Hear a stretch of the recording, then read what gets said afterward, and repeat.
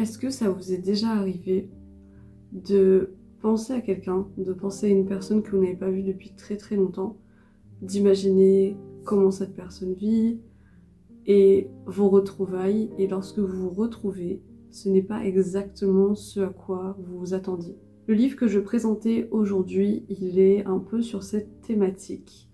On est sur de la fiction, une fiction un peu dystopique, et je pense qu'il rentre dans le thème de ce mois de novembre, les mémoires.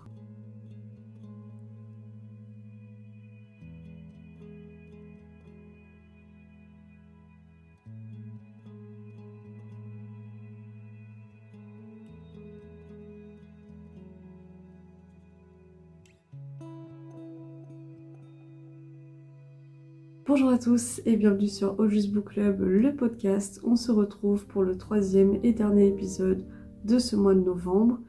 Il sort légèrement en retard puisque cet épisode est publié samedi. Cette semaine, je suis un peu occupée au niveau des cours, mais je tiens quand même à parler d'une lecture que j'ai eue récemment.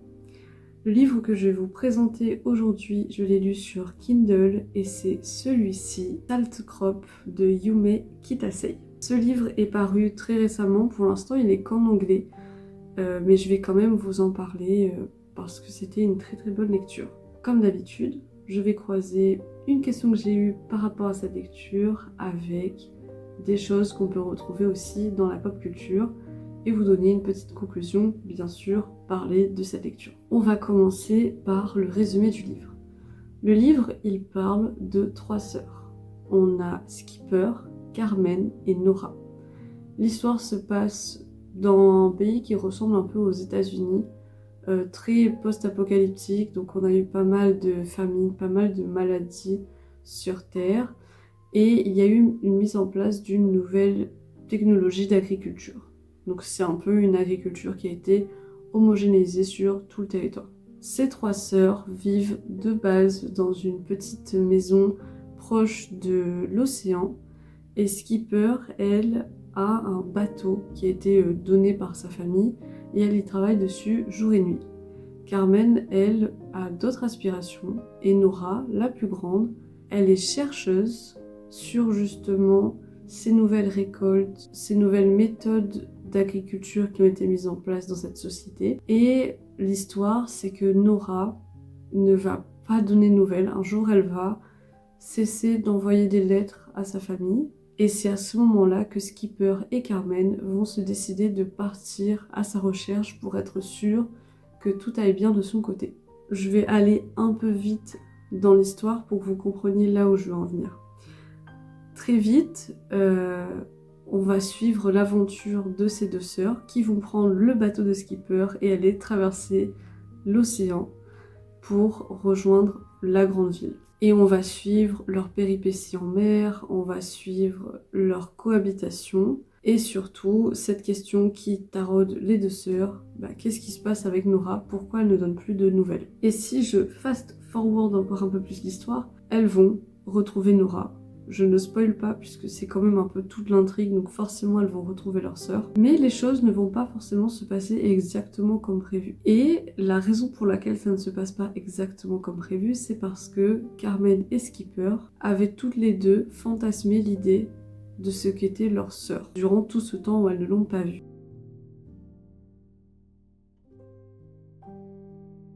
La question que j'avais par rapport à ce livre et qui je pense peut s'appliquer dans d'autres domaines, c'est pourquoi quand quelqu'un est loin, disparu, absent, on invente une certaine version de lui. Pour moi, il y a 2 hypothèses pour cette question. Par rapport au livre, déjà on le voit aussi, c'est qu'il y a cette notion de la distance. Forcément on est loin, donc on a plus de champ à s'imaginer des choses et je trouve que le cerveau il est très très fort pour inventer des narratifs ou encore une fois peut-être embellir aussi des souvenirs. Ça se retrouve dans ce livre, surtout avec Skipper. Skipper c'est la dernière, donc quand Nora va partir pour aller faire ses études, elle est encore très très jeune. C'est le personnage avec lequel on a le plus d'interaction en tant que lecteur. On va voir ce qu'elle pense de cette sœur qui est très très loin, elle va l'idéaliser. Nora c'était le genre de sœur qui était toujours là pour elle, qui trouvait toujours les mots pour la rassurer, qui la consolait quand elle avait peur du noir, qui la soutenait parce qu'elle était en train de réparer un bateau. A contrario, Carmen, celle du milieu, c'était celle qui était un peu la maman du groupe, la rabat-joie, la pessimiste. Tout le long du roman, Skipper va donner plein d'éléments sur cette sœur, au point où nous-mêmes, lecteurs, on va commencer à idéaliser cette Nora. On se dit, oh là là, mais vivement qu'elle arrive, vivement qu'on la voit, vivement qu'il la retrouve, parce qu'elle a l'air incroyable, elle a l'air mystérieuse, en même temps super cool. Et j'ai beaucoup aimé cette ambiance que l'auteur a réussi à créer dans son œuvre. La seconde hypothèse que j'ai par rapport à ça, c'est peut-être que on a tendance à inventer / idéaliser une personne qu'on n'a pas vue depuis très longtemps ou qu'on ne verra peut-être plus, parce que ça nous permet aussi d'accepter la réalité dans laquelle on est actuellement, c'est-à-dire de ne pas être avec cette personne. Et encore une fois, c'est avec Skipper qu'on le voit, parce que Skipper, elle va vraiment être beaucoup dans le passé. Elle va beaucoup se remémorer des choses du passé pour pouvoir avancer sur cette quête de retrouver sa grande sœur. Pour moi, si le livre il est dans ce thème de la mémoire, c'est vraiment parce qu'on a cette idée que Carmen c'est présent. Carmen, c'est une sœur qui, au final, jusqu'à la moitié du livre, on n'entend pas tellement parler. Elle va surtout dire à Skipper, fais attention, mais fais pas ça. Enfin voilà, elle a vraiment le comportement de la sœur très protectrice. Et on apprend qu'elle a un peu une backstory où récemment elle a rompu avec sa partenaire avec qui elle était depuis super longtemps. Et elle n'a donné d'explication à personne et elle ne donnera d'explication à personne. C'est une fille qui est très très secrète et qui, lorsque Skipper est en train de se projeter sur cette Nora, elle ne dit rien. On ne sait pas en fait si elle est en accord avec ce que Skipper dit ou si elle pense que tout autre chose, que c'est pas du tout comme ça que Nora elle est réellement. Et pour moi, les trois sœurs, elles incarnent un peu une certaine timeline, et je pense que c'est pour ça que je trouve intéressant l'idée de la mémoire dans ce livre, c'est que Skipper, c'est vraiment le passé. Forcément, comme tous ses souvenirs viennent de son enfance, elle va beaucoup se raccrocher à ces petits moments, puisqu'elle a rien d'autre à comparer. Carmen, elle a une dynamique un peu différente, puisqu'elle a eu contact avec Nora dans les années futures, quand elle était un peu plus grande, notamment lorsqu'elle voulait aller faire des études dans la grande ville et que Nora lui avait dit « évite parce que t'as pas les épaules pour et je pense que tu es fausse route ». Sauf que ça, en fait, elle va pas le dire à Skipper. Et nous, en tant que lecteurs, on ne comprend pas ce qui se passe avec Carmen jusqu'à peut-être la moitié du livre, mais c'est pas dérangeant non plus parce qu'on a Skipper qui a ce côté un peu optimiste, ce côté un peu naïf que j'ai trouvé qui donnait une très bonne dynamique. Donc Skipper, c'était vraiment le passé, tout ce qui est en lien avec le passé. Carmen, elle est plus dans le présent, elle est ancrée là-dedans, elle n'a pas envie de se projeter sur comment ça va être quand elle va retrouver sa sœur. Elle est déjà saoulée par plein de choses, le fait qu'elle n'ait pas donné de nouvelles, alors que la petite dernière, elle attend vraiment avec impatience de ses nouvelles. Et Nora, forcément, elle, ça va être le futur, puisqu'elle est vraiment dans cette démarche de recherche sur comment améliorer l'agriculture, comment produire une agriculture plus durable pour leurs futurs enfants. Donc elle est vraiment dans une projection totale dans le futur. Et les trois sœurs sont liées par une histoire qui est assez tragique. Elles ont perdu leur mère. Et ce qui est très drôle, c'est qu'on a 3 versions différentes en fonction des sœurs sur comment cette maman elle est décédée. Mais je rentre pas dans le détail parce que si vous voulez lire le livre, c'est cool d'en apprendre un peu plus. Il y a cette idée que même si elles partagent en quelque sorte le même trauma, donc perdre leur mère, malgré tout, les visions de ce trauma vont différer. Et ça, on peut le voir aussi pour plein d'événements, hein. Plein de choses qui sont traumatiques, on va pas forcément l'interpréter de la même manière, l'accepter de la même manière, parce que ça va dépendre de nos expériences, de notre personnalité. Et je trouve que d'arriver à représenter cette complexité dans un livre, c'est incroyable. Donc on sait que ces 3 personnages ont perdu leur mère et qu'elles ont été élevées par la grand-mère qui elle-même a des soucis de santé, elles ne vivent pas dans un milieu très aisé, donc c'est pas tous les jours facile de grandir dans cet environnement-là. Quand Skipper et Carmen décident de retrouver leur sœur, elles prennent leurs petites économies et savent que ça ne va pas durer dans le temps, donc il faut qu'elles retrouvent leur sœur assez rapidement. Et Nora, elle incarne un peu cet espoir de trouver une solution, trouver quelque chose qui fait que cette famille ne va plus autant de soucis qu'elle le connaît maintenant. Pour conclure, ce que j'essaie de dire dans cette partie, c'est que les 3 personnages vont incarner des sortes de symboles. Les sœurs ne sont pas seulement des personnages du livre, elles incarnent des traumas, elles incarnent un passé, elles incarnent un environnement qui a été détruit et qui est en train de se reconstruire. Pour compléter ce point, parce que c'est pas juste au niveau des personnages qu'on voit qu'il y a une forme d'idéalisation, il y a aussi au niveau de la nature. On est dans une société où l'univers a été vraiment détruit, il y a eu plein de famines, plein de problèmes avec les récoltes. On imagine dans ce livre ce que la nature était avant. Et c'est un peu de la même manière qu'on idéalise les gens. Elles idéalisent cette planète et il y a presque un mythe en fait derrière ce rapport à la nature et je trouve ça super puissant parce que c'est très drôle quand on le lit puisque nous on est dans cette société actuelle que ces 3 personnages vont idéaliser en disant ouais les gens pour la plupart, il y a quand même encore des inégalités mais on a quand même atteint dans les pays occidentaux une certaine stabilité en termes de production agricole, en termes de technique. Et c'est très drôle de lire un livre en 2025 en sachant, en prenant pour acquis au final toutes ces prouesses techniques, en voyant nos personnages qui eux sont dans des années plus tard et qui idéalisent ce passé où potentiellement tout était un peu plus simple et peut-être plus joyeux. Bon, nous en étant dans cette réalité, on se rend compte que c'est pas exactement le cas. Et donc cette réflexion elle est double, elle est à la fois sur comment nous en tant qu'être humain on va percevoir les gens de notre famille ou des gens à qui on tient, comment on aurait peut-être tendance à idéaliser certaines choses, à être beaucoup au final dans notre tête et comment on fait la même pour la planète, comment on prend les choses pour acquises aussi. Ce qui m'amène donc à la partie 2 sur cette thématique par rapport aux 2 hypothèses que j'ai énoncées. Donc là on a vraiment traité toute la partie sur le pourquoi on a tendance à idéaliser les gens quand ils sont loin. Ce qui découle donc à autre chose, c'est que le fait d'idéaliser un monde, d'idéaliser des personnes, une époque, etc., ça crée une forme de distance.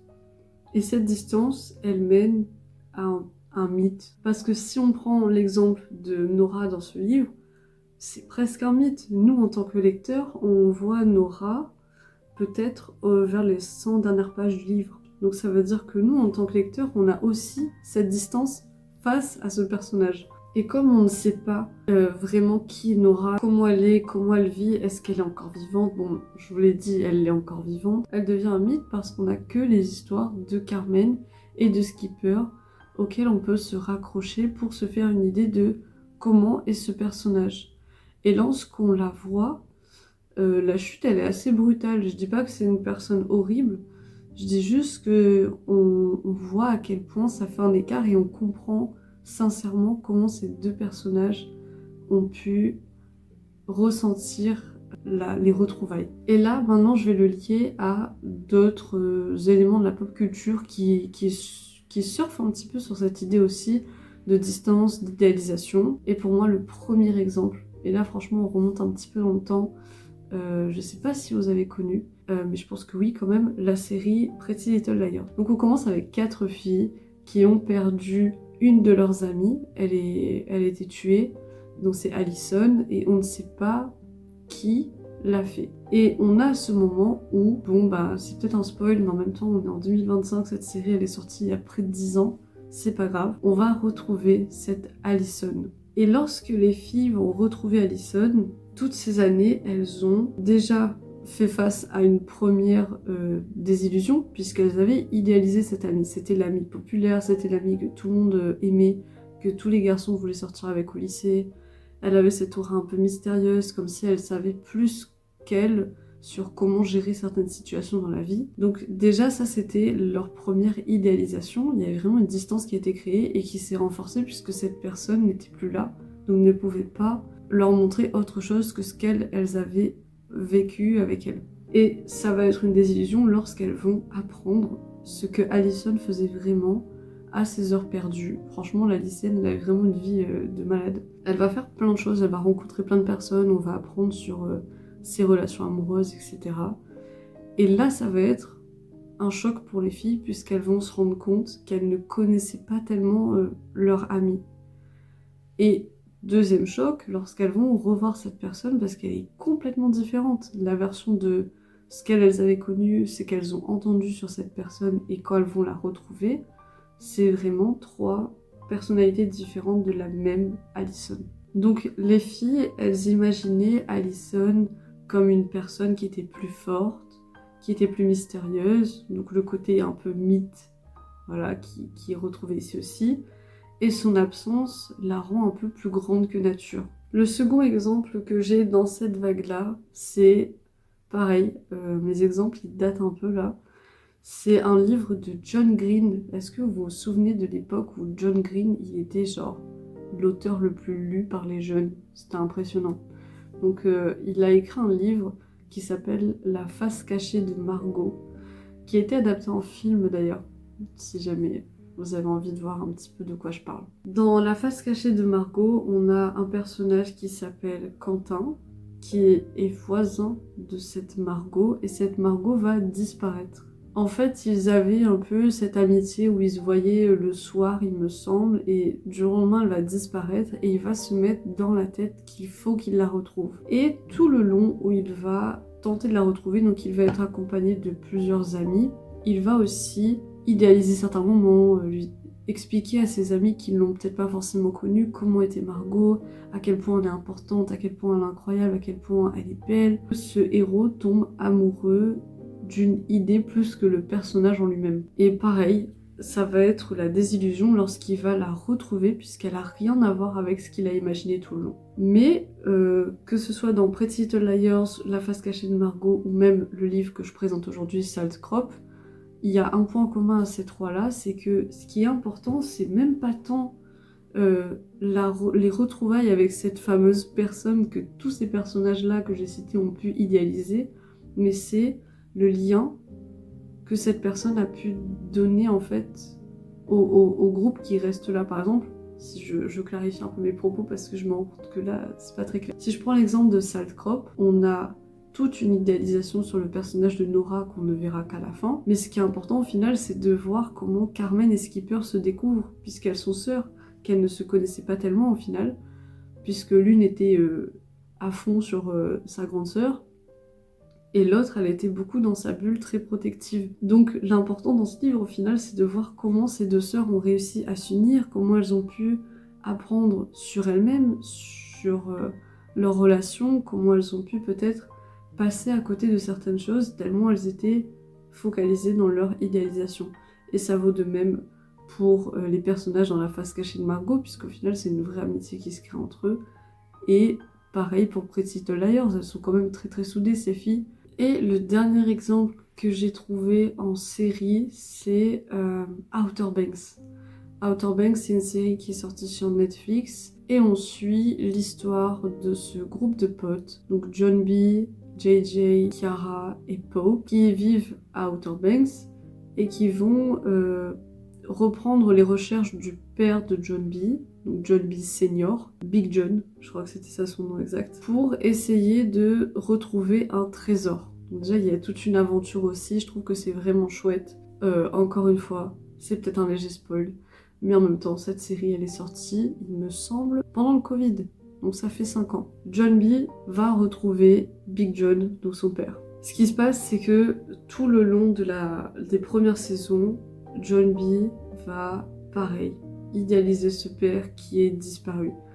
Il va dire mon père il était trop bien, mon père il était ci, mon père il était ça. Et lorsqu'il va retrouver son père, il va se rendre compte que ce qui importe le plus à son père, et ça peut-être qu'il l'a un peu occulté durant toute son enfance, c'est sa recherche, c'est la recherche du trésor.